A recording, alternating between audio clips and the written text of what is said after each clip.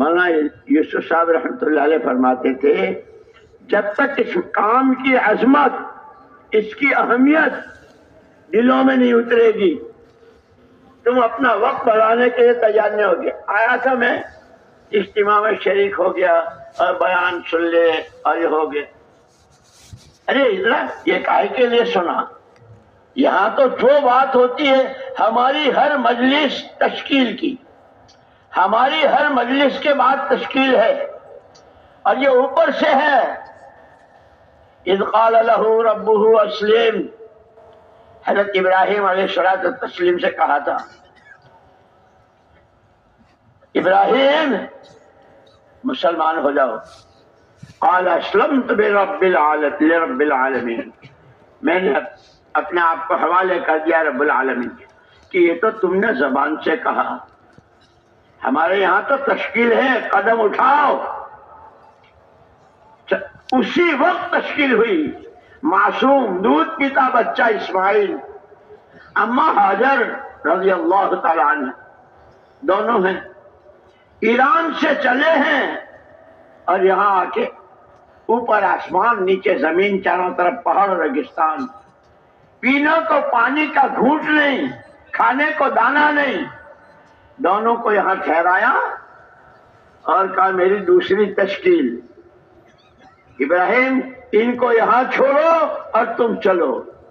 تشکیل پہ تشکیل۔ خدا کرے ہم کام کو سمجھیں، خدا کرے ہم کام کے لیے اپنی قربانیوں کو بڑھاویں، اور خدا کرے ان صحابہ کے نمونے پر کہ اگر خدا مجھے 10 زندگیاں دے تو میں 10 کی 10 اس محنت پر لگا دوں۔ ابھی 3 دن میں بھی 2 دن، 1.5 دن، 2.25 دن آ گئے، چلے میں 38 دن آ گئے، ابھی کام کو نہیں لیا ہے۔ یہ اس کا کرم ہے کہ اس نے کم سے کم ہمیں اس میں جوڑ دیا، یہ اس کا کرم ہے، ہم اس قابل نہیں، یہ تو نبوت کا کام ہے۔ جب جانے لگے تو اماں ہاجر نے پوچھا کہاں، کب آؤ گے، کہاں،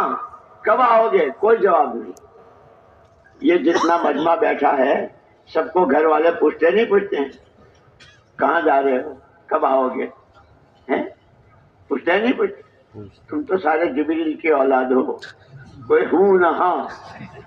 ابے ہوں ہاں تو کرو، پوچھتی ہیں کہ نہیں؟ اماں حاجر نے پوچھا، کوئی جواب نہیں۔ تو فرمایا حضرت حاجر رضی اللہ تعالیٰ عنہ، اللہ ہمارا کا بہذا، اللہ نے آپ کو اس کا حکم دیا ہے کہ اس دودھ پیتے کو، اس عورت ذات کو اس جنگل بیابان میں سر سے جواب دیا، سر ہلا کر، میرے اللہ کا حکم ہے اس پر یہاں تمہیں چھوڑ رہا ہوں۔ لیکن واہ رے واہ، واہ رے واہ، جب گھروں میں تعلیم ہوتی ہے، جب انفسکم واہلیکم نارا، اپنے کو بھی اور گھر والوں کو بھی جہنم سے بچاؤ، آخرت بنواؤ، اللہ کو راضی کرو، جب اس کا ماحول بنتا ہے، عورت زاد ہے، اوپر آسمان، چاروں طرف پہاڑ،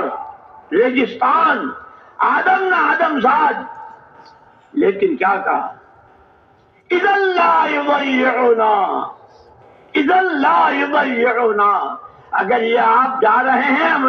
امر الہی پر تو اللہ کا کوئی حکم ضائع کرنے کے لیے نہیں ہوتا، اس کے پیچھے آبادی ہی آبادی ہوتی۔ اسی لیے کہتے ہیں ماحول سے ذہن بنتا ہے، اور جب